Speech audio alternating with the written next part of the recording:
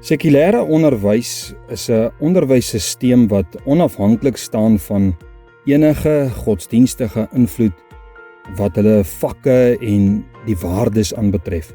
Nou so 'n stelsel laat die rooi ligte vir my brand. Jy luister na Kort en Kragtig en ek is Fanie Meiburg. Kom ons word kragtig deur die woord. Ek groet jou op hierdie mooi en wonderlike Dinsdag en mag dit vir jou 'n mooi dag wees. Vanmôre gesels ek met jou oor red 'n samelewing. Nou Paulus sê in 1 Timoteus 1 vers 1 dat hy 'n apostel is van Jesus Christus volgens die bevel van God ons verlosser en van die Here Jesus Christus ons hoop. En dan sê in vers 2 aan Timoteus, my ware kind in die geloof. Ek praat met jou oor red 'n samelewing. Jy weet, James Morehouse was rondom die 1880s, dis nou 'n ding wat ek raak gelees het, was hy 'n Anglikaanse biskop en hy was 'n kanselier van die Universiteit van Melbourne daar in Australië. En hy het diep spore in die teologie getrap in sy tyd. En hy het geweet wat die waarde van die evangelie in die samelewing is. Die daarstel van normes en van waardes. Nou in sy tyd het sekulêre onderrig in die skole begin wat beteken dat onderrig onafhanklik moet staan van enige godsdienstige invloed en hulle fokus is op nie-godsdienstige onderwerpe en waardes. Nou nie lank nie, of 'n geweldige morele verval het begin toeneem onder die skoliere en veral onder die wat nou onder die 21 jaar is, die jonger gardes. Die verval van normes en waardes het daar begin.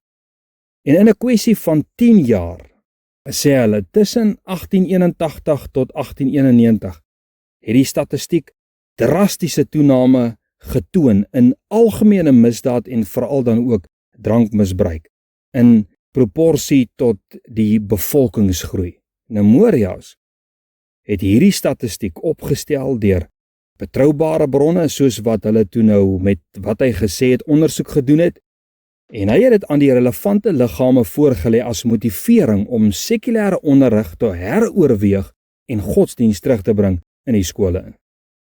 Hierdie is nou 'n lang tipe inleiding. Nou hierdie waarnemings en die bepalings was byna, soos jy gehoor het, 140 plus jaar gelede gemaak.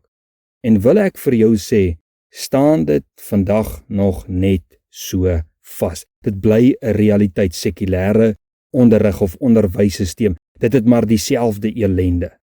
En ons sit met dieselfde probleem in ons opvoedingsstelsels hier in Suid-Afrika, want ons land beoefen ook die sekulêre onderwysstelsel. Baie dinge word die skuld gegee vir morele verval, maar ons kan hierdie probleem terugtrek na een basiese kern en dit is die sekulêre onderwysstelsel. 'n Stelsel waar God nie geëer word nie. En as jy kyk na al die wette van die Ou Testament, wat ons baie keer so ongelukkig oor raak, maar dan sal jy sien, dit was gegee tot die daarstelling van gesonde samelewings, en dis waaroor ek met jou gesels vanoggend. Vir ons was die wette dalk oorbodig, maar God het deur sy alwysheid reëls, normes en waardes daar gestel, sodat daar orde en samehorigheid onder gemeenskappe en samelewings kan wees.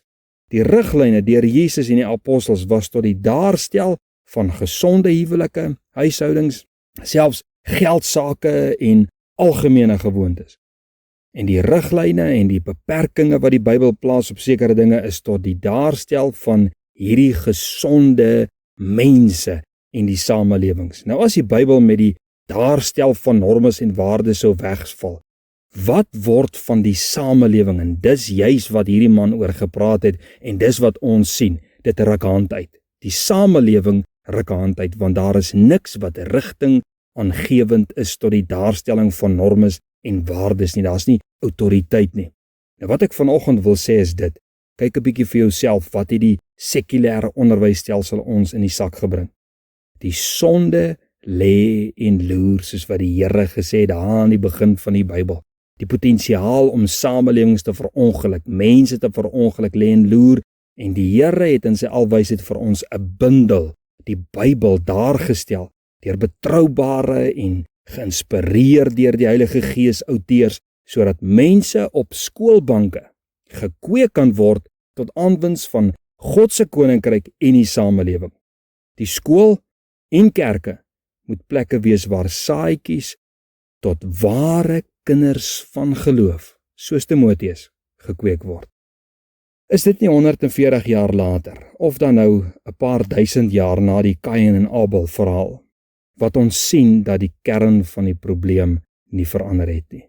Christendom, die Bybel en die skool as die basis van opvoeding, dis belangrik. Laat dit altyd ons gebed wees, dat daar ligdraers in ons skole sal wees.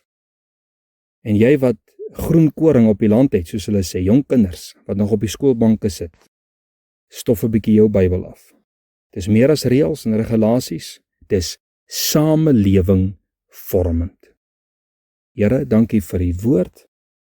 Dankie dat ons 'n bundel in ons hand het, 'n riglyn, 'n waarde en 'n normvassteller wat ons kan gebruik. Here, ek bid vir ligdraers in ons skole en in elke plek waar onderrig gegee word. Dis ons gebed in Jesus naam. Amen.